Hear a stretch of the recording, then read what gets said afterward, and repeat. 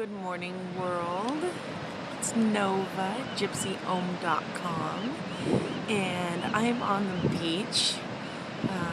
Hopefully you can hear the waves and the birds and all of the beautifulness that I wanted you to have this morning, so I decided to make my videos here. It's also a little bit windy, so hopefully you can hear me well. This is going to be Stuff Week. That's funny because last week was Shark Week. Okay, so Stuff Week. And I'll be your host, Nova. We are going to talk about what stuff we take with us, what's in storage, what we got rid of, the process of shedding our stuff, and how we keep it down. And although this is going to talk mostly about physical stuff, it's important to talk about the internal stuff as well, because that's been a huge part of our process, and a huge reason why we wanted to live on the road, because we wanted to live light, not just in belongings, but also in our internals. So let's get started. All right, so when we were looking at living on the road, the first thing that we asked ourselves when we were talking about the stuff that we were going to bring with us is, what were we going to be doing on the road? I'd love for you to think about that for yourself, because I hope that it's unique. But for us, we knew that we wanted to be outdoors more, and we wanted to be spending more time with our beloveds that were scattered all over the U.S. So what would we need to do that? We went ahead and got rid of things that we knew that we'd be able to do with them that we didn't need to carry with us, like board games and craft stuff and things like that, because we knew we'd be able to find those things in friends' homes or the library or whatnot. So we didn't take those things. Nature and communities have provided almost everything that we've needed outside of our van. So we wanted to make sure that we had what we needed to be able to experience those things. So we had we have a quilt that we take out and spread on the park, to be able to spend more time in nature. Swimsuits, because we're very big water people, and everybody should have a swimsuit anyway, and I'll explain more about that in a later video. But the right clothes and shoes, a backpack to carry supplies if we were going to go for a hike or just be gone for the day, things like that would enable us to be able to spend more time in nature and in communities in the ways that we wanted to. And then we also looked at how we could design our lives around the stuff that we were already going to be bringing with us.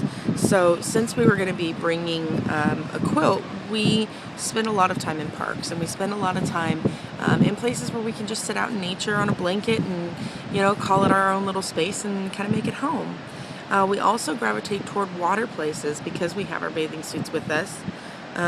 We spend a lot of time at the beach. A lot of time at like lakes and rivers.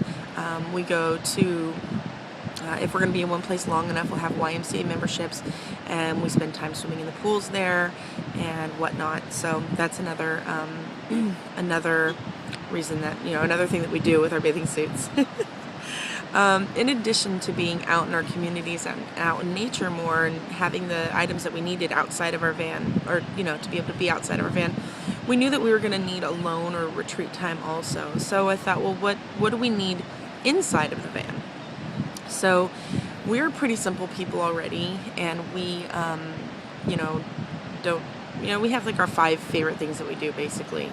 So we ended up just kind of bringing our favorite stuff, which ended up being like our 5 favorite things. So I use that as a pretty good model for other people when they're trying to figure out what stuff to bring with them.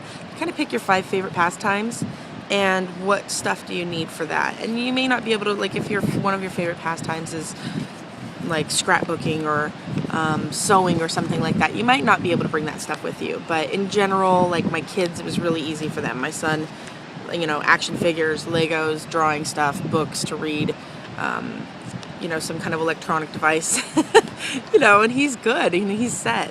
And the thing that we found is that These things, these 5 favorite things, have given us plenty of and many meaningful experiences on the road. And we've been doing this for 3 years with just those simple things, and it's really nice. If the kids want variety, they're always playing with friends, either at parks or friends that we're visiting on our road trips. And so they have the opportunity to play with different toys. Sometimes they'll want those different toys, and we'll get them, and they end up not really playing with them. Or if they do, then that's their new thing, like Legos. He wasn't really into Legos when we hit the road, and he's gotten really into Legos recently. So, okay, so hopefully that was helpful in giving you an idea of the processes that went into how we chose what we kept with us in the van.